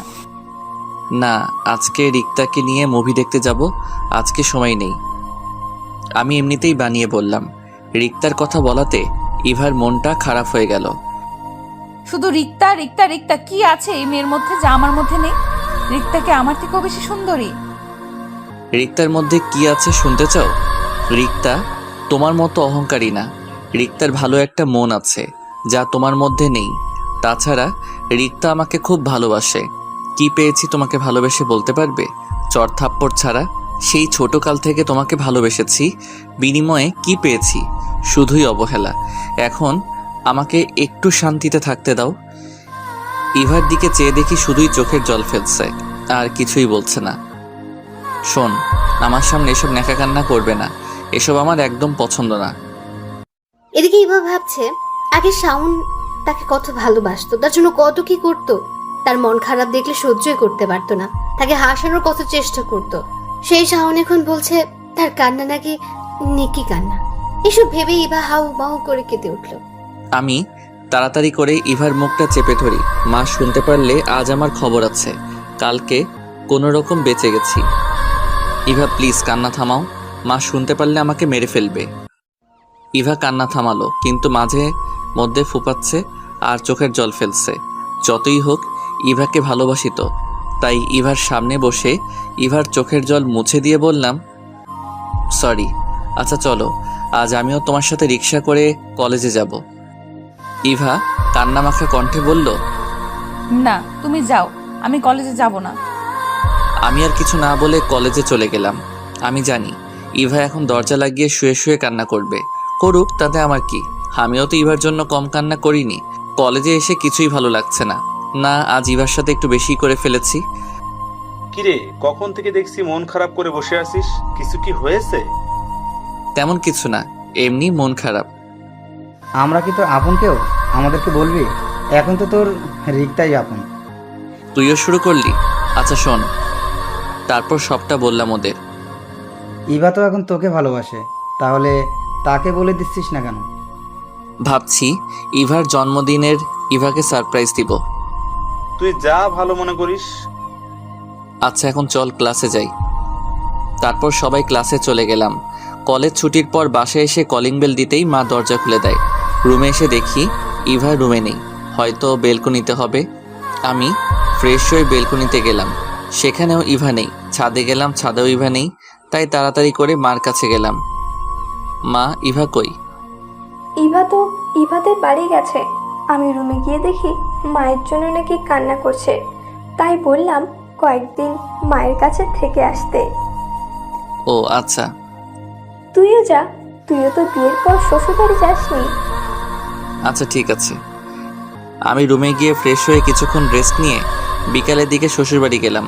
দরজায় কলিং বেল দিতেই সুমা এসে দরজা খুলে দেয়। সুমা এবার ছোট বোন। কি দুলা ভাই, আপুকে ছাড়া বুঝি ভালো লাগছিল না, তাই আপু আসতে না আসতেই চলে এসেছেন? আরে না শালিকা, আমি আসছি। তোমার জন্য কতদিন তোমাকে দেখি না। হয়েছে, আর পাম দিতে হবে না আমাকে। এলো রে সুমা। মা, দুলা ভাই এসেছে। বাবা কেমন আছো? জি মা ভালো, আপনি কেমন আছেন? তো বাবা, বাড়ির সবাই ভালো আছে তো? জি মা, সবাই ভালো আছে। বাবা উপরে যাও, ইভা রুমেই আছে। আমি ইভার রুমের সামনে এসে, আসতে পারি? ইভা আমার দিকে তাকিয়ে শোয়া থেকে উঠে বলল, তুমি কখন এলে? আর বাইরে দাঁড়িয়ে আছো কেন? ভেতরে আসো। আমি ভিতরে গিয়ে সোফায় বসলাম। তুমি ফ্রেশ হয়ে নাও, আমি তোমার জন্য কফি বানিয়ে আনছি। আমি ফ্রেশ হয়ে এসে দেখি ইভা কফি নিয়ে দাঁড়িয়ে আছে। এই নাও। আমি কফিটা নিয়ে বেলকনিতে দাঁড়িয়ে কফি খাচ্ছি। ইভার রুমের বেলকনিটা খুব সুন্দর। বেলকনিতে কয়েক ধরনের ফুলের গাছ আছে, খুব সুন্দর দেখতে। সুমা মনে হয় এগুলো দেখাশোনা করে। বেলকনিতে খুব সুন্দর মনোরম পরিবেশ একটা। আমি কফি খাচ্ছি আর মনোরম সৌন্দর্য উপভোগ করতে লাগলাম। অর্ধেক কফি খেতেই হঠাৎ ইভা এসে ছো মেরে কফিটা দিয়ে গেল। এটা কি হলো? তোমার আর খেতে হবে না, বাকিটা আমি খাবো। বলে ইভা কফিতে চুমুক দিল। আজব তো, নিজের জন্য একটা বানিয়ে আনলেই তো পারে, আমারটা নিয়ে গেল। আমি আর সেখানে দাঁড়িয়ে আনা থেকে রুমে এসে পড়লাম। রুমে এসে একা একা ভালো লাগছে না, তাই গল্প লিখতেছিলাম। দুলা ভাই রুমে কার সাথে এত চ্যাটিং করেন? আমি সামনে তাকিয়ে দেখি সুমা। চ্যাটিং করি না শালিকা, গল্প লিখছিলাম। এখন গল্প লিখতে হবে না, চলেন ছাদে যাই, আড্ডা দিব। আপু তুইও চল না। তারপর ছাদে তিনজন বসে আড্ডা দিলাম। সুমা মেয়েটা না খুব মিশুক, এত কথা বলতে পারে মেয়েটা। কথা বলতে শুরু করলে থামতেই চায় না। শাশুড়ি আম্মা ছাদে এসে ডেকে গেছেন রাতের খাবার খাওয়ার জন্য, তাই নিচে চলে যাই। নিচে গিয়ে খাবার টেবিল দেখে তো আমার চোখ কপালে উঠে গেল। এত খাবার! খাবার দেখে মনে হচ্ছে এই বাড়িতে থেকে যাই আজীবন, জামাই আদর পাবো। খেতে বসে তো পড়লাম আরেক বিপদে। কি বাবা, কিছুই তো খাচ্ছ না?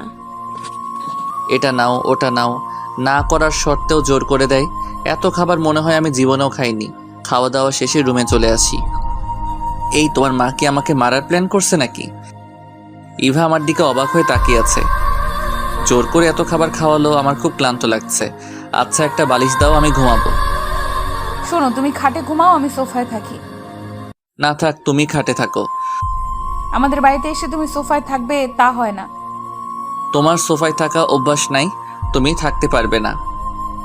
আচ্ছা ঠিক আছে, আমরা দুজনেই খাটে থাকি, মাঝখানে কোলবালিশ থাকবে।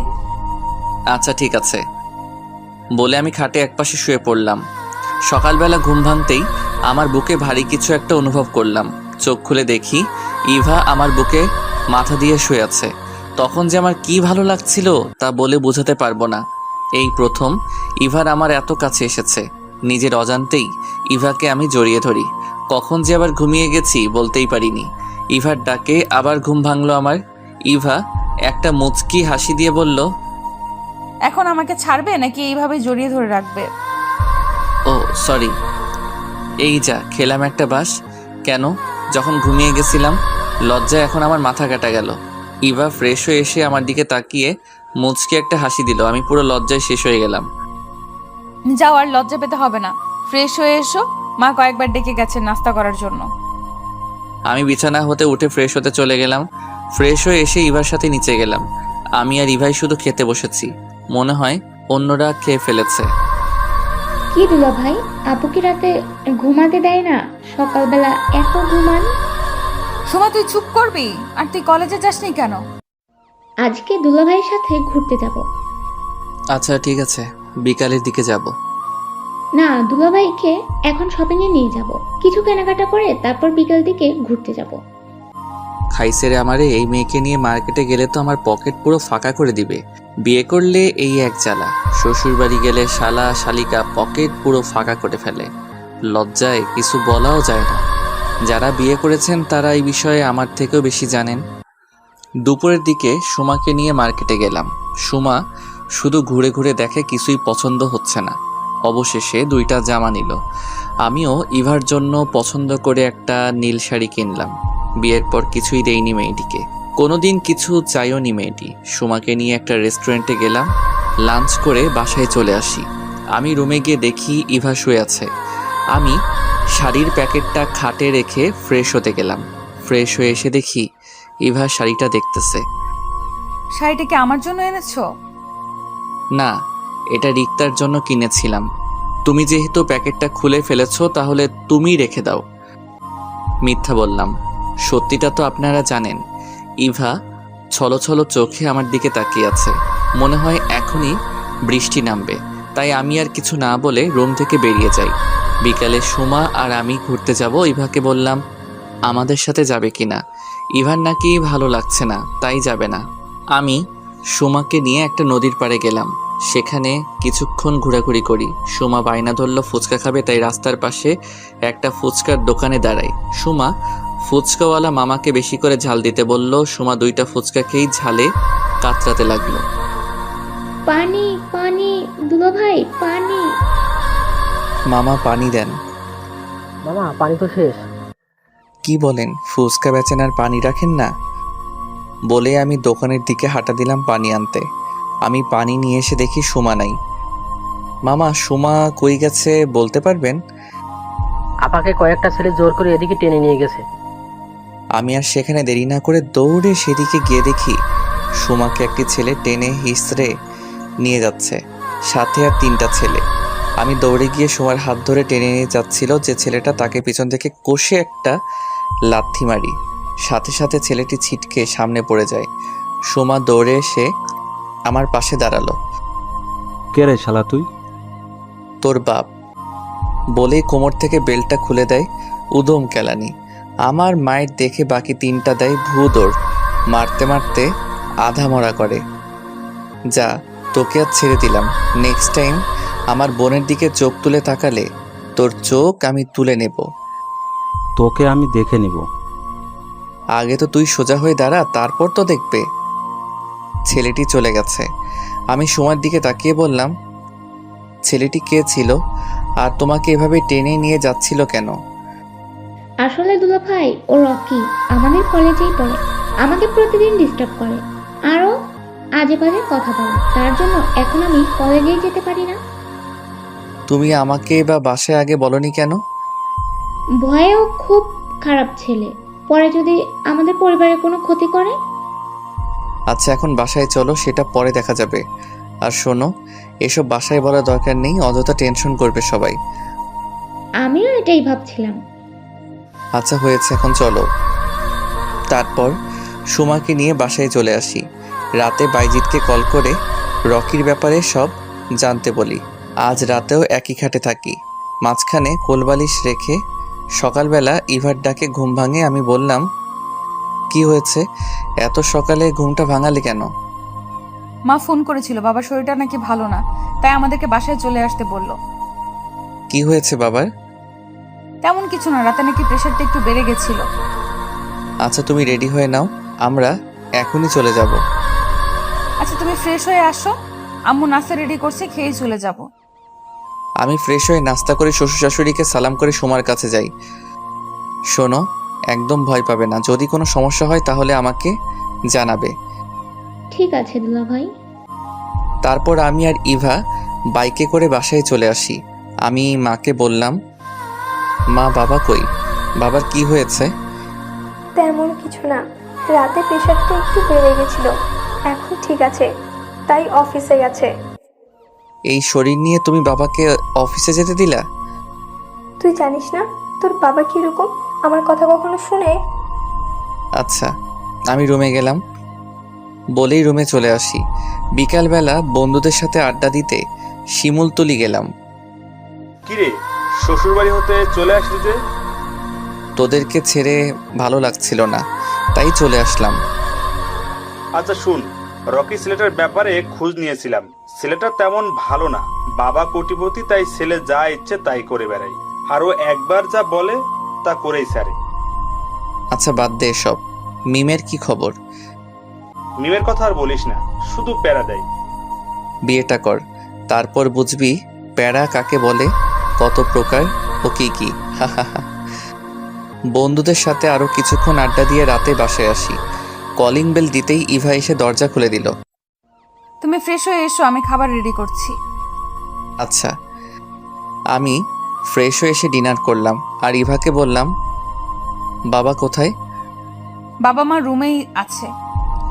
আচ্ছা তুমি রুমে যাও, আমি বাবার সাথে দেখা করে আসি। আসতে পারি? আয়, পাগল ছেলে আমার। বাবা, তোমার শরীরটা এখন কেমন? ভালো। তুই কখন এলি? আমি সেই সকালে এসেছি, এসে দেখি তুমি অফিসে চলে গেছো। বাবা মার সাথে আরো কিছুক্ষণ আড্ডা দিয়ে রুমে চলে আসি। আমি যে বালিশ নিয়ে সোফায় ঘুমাতে যাব এমন সময়, তুমি খাটেই থাকো। আচ্ছা ঠিক আছে। তারপর আমিও খাটের একপাশে শুয়ে পড়ি। এভাবে কেটে যায় আরো 15 দিন। এখন আমি আর ইভার সাথে খারাপ ব্যবহার করি না। রিক্তাও কানাডায় চলে গেছেন লেখাপড়ার জন্য। ইভার সাথে আগের মতোই বন্ধুত্ব হয়। ইভাও আমাকে খুব কেয়ার করে। রোজ রাতেই ইভা আমাকে ঘুমের মাঝে জড়িয়ে ধরে। খুব ভালোই কাটছিল আমাদের দিনকাল। কিন্তু হঠাৎ একদিন একটা অচেনা নাম্বার হতে একটা SMS আসে আমার মোবাইলে। SMS-টা দেখে তো আমার মেজাজটা খারাপ হয়ে গেল। কয়েকটা কল দিলাম এই নাম্বারে, কিন্তু নাম্বারটা SMS দিয়ে বন্ধ করে রাখছে। রাগে আমার শরীরটা ফেটে যাচ্ছে। রাখবই না বা কেন? অচেনা একটা মানুষ আমার স্ত্রীর সম্পর্কে বাজে মন্তব্য করবে আর আমি বসে থাকবো? SMS-টা ছিল এই: মিস্টার শাওন আকন্দ, আপনি কি জানেন আপনার স্ত্রী পরকীয়ায় আসক্ত? নিজের স্ত্রী সম্পর্কে এমন বাজে কথা শুনলে কারই বা রাগ উঠবে না? আমি এই কথাটা আর ইভাকে না বলে নিজেই খুঁজতে থাকি কে হতে পারে এই তৃতীয় লোক যে আমার আর ইভার মাঝে ঝামেলা সৃষ্টি করতে চায়। রাতে আমি আর ইভা শুয়ে আছি, হঠাৎ ইভার মোবাইলে অচেনা নাম্বার হতে একটা কল আসে। ইভা কলটা রিসিভ করলো। হ্যালো, কে বলছেন? আমি যেই হই না কেন, আমি আপনার স্বামী সম্পর্কে একটা ইনফরমেশন দেওয়ার জন্য কল করেছি। কি ইনফরমেশন বলেন? আপনি কি জানেন আপনার স্বামী আপনাকে রেখে আর একটা বিয়ে করেছে? হোয়াট? ইভা কথা বলতে বলতে বেলকনিতে চলে গেল। আপনি যদি চান আমি আপনাকে প্রমাণ দিতে পারি। আপনি কালকে বিকাল 5টায় লেকের পাড়ে চলে আইসেন। আচ্ছা, আমি আসবো। এদিকে আমি ভাবছি ইভা এত রাতে কার সাথে কথা বলে আর আমার সামনে কথা না বলে বেলকনিতে চলে গেল। নাকি অচেনা লোকটির কথাই ঠিক? না, ইভার দিকে নজর রাখতে হবে। ইভা রুমে এসে শুয়ে পড়ল। কারো চোখে কোনো ঘুম নাই। ইভা ভাবছে, শাওন কি সত্যি আর একটা বিয়ে করেছে? লোকটি বলল তো প্রমাণ দিবে। না, কালকে লোকটার সাথে দেখা করলেই সব জানতে পারবো। সকালে ঘুম ভাঙতেই দেখি ইভা রুমে নাই। মনে হয় বাথরুমে হবে। অনেকক্ষণ হলো এখনো ইভা বাথরুম থেকে বের হলো না। তাই বাথরুমে গিয়ে দেখি দরজা খোলা। ভিতরে গিয়ে দেখি ইভা নেই। তাড়াতাড়ি করে নিচে গেলাম। মা, ইভা কই? ও তো কিছুক্ষণ আগেই বের হলো, বললো কি নাকি কাজ আছে। ইভার এত সকালে কি কাজ?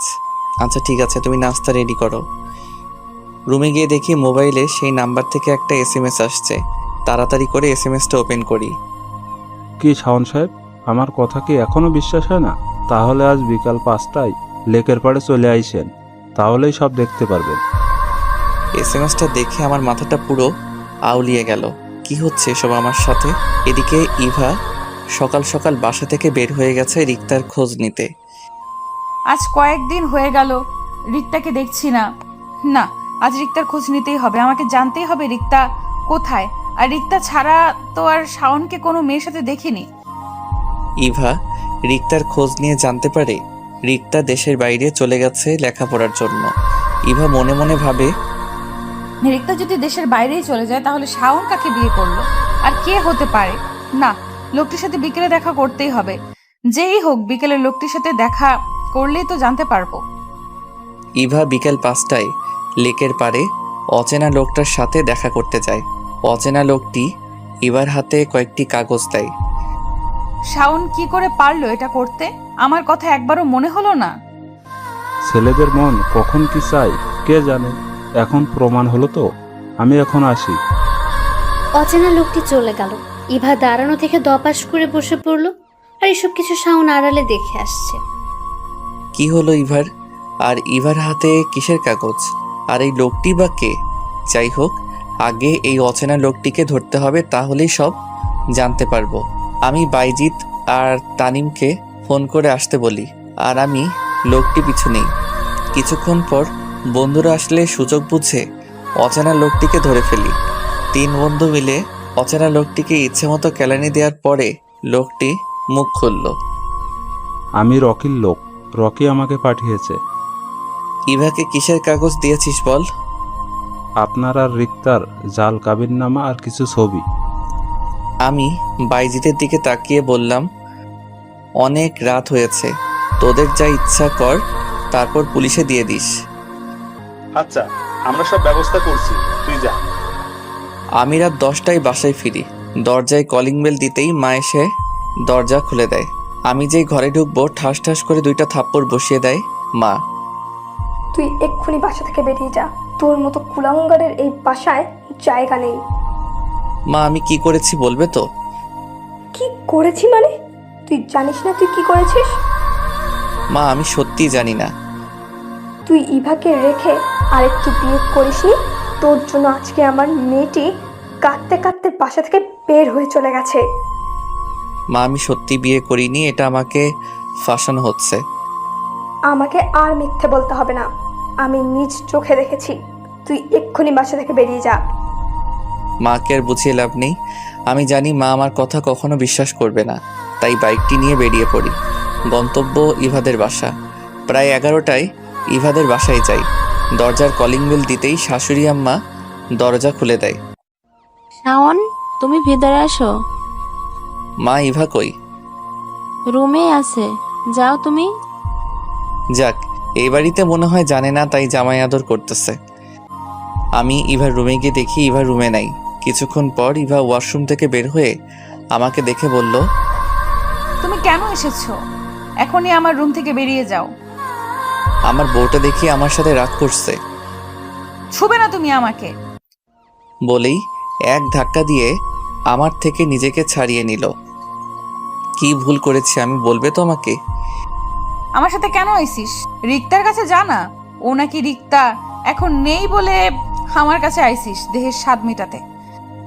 ইভা কথাটি বলার সাথে সাথে ঠাস করে একটা থাপ্পড় বসিয়ে দেই আমি, আর বললাম, এই তোমার ভালোবাসা? তোমার ভালোবাসার প্রতি কোনো বিশ্বাস নেই? কোনো অচেনা লোকের কথাই নিজের স্বামীকে ভুল বুঝলে? কথাটা বলেই মোবাইলটা বের করে রকির লোকের জবানবন্দিতে কে ইভাকে দেখাই। আচ্ছা বুঝলাম, বিয়ে না হয় করিনি, তুমি তো রিক্তাকে ভালোবাসো। কে বলেছে? আমার এত সুন্দরী বউ থাকতে এই রিক্তাকে ভালোবাসতে যাব? দাঁড়াও, রিক্তাকে একটা কল দেই। বলেই রিক্তাকে কল দিয়ে লাউড স্পিকার অন করে দেই। রিক্তা বলল, কি রে, কি খবর? তোর বউকে এখনো কি জ্বালাস নাকি বলে দিয়েছিস? না রে, তোর ভবিষ্যতের সাথে কথা বলবে। দে ভাবিকে কথা বলি। দিতে হবে না, লাউড স্পিকার দেওয়া আছে, তুই কথা বল। সরি ভাবি, আপনাকে অনেক জ্বালিয়েছি। আসলে আমি আপনাকে বলে দিতে চাইছিলাম, কিন্তু শাওনের নাকি আপনাকে জ্বালাতে খুব ভালো লাগে, তাই আমাকে বলতে দেয়নি। কি আমাকে ফাঁসানো হচ্ছে? তোর ভালো হবে না কিন্তু। ভাবি দেখছেন শাওন কি বলে? আপু, আপনি কোনো চিন্তা করবেন না, আমি শাওনকে দেখে নেব। রিক্তার সাথে কথা বলা শেষ করার সাথে সাথে ইভা আমার উপর ঝাঁপিয়ে পড়ল। কি, আমাকে জ্বালাতে তোমার ভালো লাগে তাই না? বলেই আমাকে মারতে থাকে। আমি ইভাকে এক টান দিয়ে আমার বুকে নিয়ে আসি। আস্তে করে ইভার মাথাটা ধরে ধীরে ধীরে ইভার ঠোঁটের দিকে আমার ঠোঁট এগোতে থাকি। হঠাৎ ইভা আমার মুখে হাত দিতেই আমাকে আটকে দেয়। আমি লজ্জায় মাথা নিচু করে রাখি। ইভা আমার গালে একটা কিস করে দৌড়ে পালিয়ে যায়। যা বাবা, আমি লজ্জা পাচ্ছি, আর সে কিস করে চলে গেল। কিছুক্ষণ পর ইভা আমার জন্য খাবার নিয়ে আসলো। নাও, খেয়ে নাও, আমি জানি তুমি কিছুই খাওনি। তুমি খাইয়ে দাও।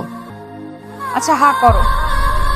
ইভা 2 নলা খাইয়ে দেওয়ার পর আমি বললাম, এখন তুমি খাও, আমি জানি তুমিও খাওনি। না, আমি খাবো না। কেন খাবে না? বারে, আমি তোমায় খাইয়ে দিয়েছি, তুমি আমায় খাইয়ে দিবে না? ও সরি, প্লেটটা আমার হাতে দাও, আমি তোমায় খাইয়ে দিচ্ছি। আমি ইভাকে খাইয়ে দিয়ে প্লেটটা টেবিলে রেখে দিলাম। আচ্ছা শাওন, তুমি কি এখনো আমায় আগের মতোই ভালোবাসো? আমি ইভাকে জড়িয়ে ধরে বললাম, পাগলি। তাহলে এতদিন আমায় কষ্ট দিলে কেন? আসলে আমি তোমাকে বোঝাতে চেয়েছিলাম ভালোবাসা কি, আর নিজের কাছের মানুষের অবহেলা করলে কতটা কষ্ট লাগে। আর আমি তোমাকে তোমার জন্মদিনের দিন বলে দিতাম। আচ্ছা এখন বললে কেন? এখন না বললে তো আমার বউটা আমাকে ভুল বুঝতো। আচ্ছা শাওন, এই লোকটাকে আর তোমার সাথে এর কিসের শত্রুতা? পরে একদিন বলবো, এখন অনেক রাত হয়েছে, চলো ঘুমাবো। ইভা খাটের এক পাশে শুয়ে পড়লো। তখন আমি বললাম, ইভা, ইভা, একটু এদিকে আসো না। এখন না, আগে পড়ালেখা শেষ করো, তারপর যখন নিজের টাকায় বউকে খাওয়াতে পারবে তখন কাছে আসবো। এখন জাস্ট তোমায় জড়িয়ে ধরে ঘুমাবো। তাও হবে না, আমি জানি তোমার স্বভাব, জড়িয়ে ধরতে দিলে অন্য কিছু চাইবে। লাগবো না তোমায় জড়িয়ে ধরতে। বলেই আমি মন খারাপ করে অন্য পাশে শুয়ে পড়ি। কিছুক্ষণ পর ইভা বলল, আমার বাবুটা কি আমার সাথে রাগ করেছে? আচ্ছা জড়িয়ে ধরো। লাগবে না। তোমার না লাগলেও আমার লাগবে। আমার তো স্বভাব খারাপ, জড়িয়ে ধরলে অন্য কিছু চাইতে পারি। চাইলে চাইবে, আমার সমস্যা নেই। আমি শোয়া থেকে লাফ দিয়ে বসে বললাম, সত্যি? তাহলে চলো না শুরু করি। কি শুরু করব? যে কাজটা বাসর ঘরে করা হয়নি। যা, আমার লজ্জা লাগে। লজ্জা কিসের? আমি ওই তো। বলেই ইভার উপর ঝাঁপিয়ে পড়ি। ইভার গলায় হালকা একটা কামড় দিতেই ইভার পুরো শরীর লাল হয়ে যায়। প্রথমে গলায় কিস করি, তারপর গালে আস্তে আস্তে ইভার ঠোঁটে আসি। পুরো 15 মিনিট ইভার ঠোঁট দুটি আমার দখলে ছিল। এভাবে কেউ কিস করে? আর কিছুক্ষণ হলে তো দম বন্ধ হয়ে মারাই যেতাম। কি করবো বলো?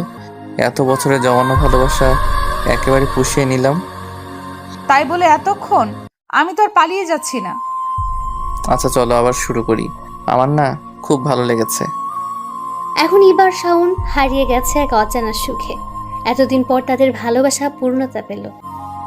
5 বছর পর আমি বাসায় এসে কলিং বেল দিতেই শাওমি এসে দরজা খুলে দেয়। শাওমি আমার মেয়ে। মামনি, তোমার আম্মু কই? আব্বু, আম্মু রুমে আছে। তুমি যেও না, আম্মু খুব রেগে আছে। তো মামনি, আমি যদি না যাই তাহলে তোমার আম্মুর রাগ ভাঙাবে কে? আমি শাওমিকে কোলে নিয়ে রুমে গেলাম আর বললাম, আমার বউটা দেখি আমার সাথে রাগ করে আছে। তুমি ছুবে না আমায়। তুমি এখন আমাকে আর ভালোবাসো না। তুমি তোমার মেয়েকে পেয়ে আমাকে ভুলে গেছো। কে বলেছে তোমাকে ভালোবাসি না? এসো একটু আদর করে দেই। আমি ইভার গালে একটা কিস করি, তখন আমার মেয়ে বলে, আব্বু, আমাকেও একটা পাপ্পি দাও। দেখেছো তোমার মেয়ে কত হিংসুটে? আমাকে দিয়েছো বলে তাকেও দিতে হবে। রাখবে তোমার ঝগড়া। এসো মামনি, তোমাকে একটা পাপ্পি দেই। আর এইভাবেই চলতে থাকে আমার সুখের সংসার। আপনারা সবাই দোয়া করবেন আমাদের জন্য। খোদা হাফেজ।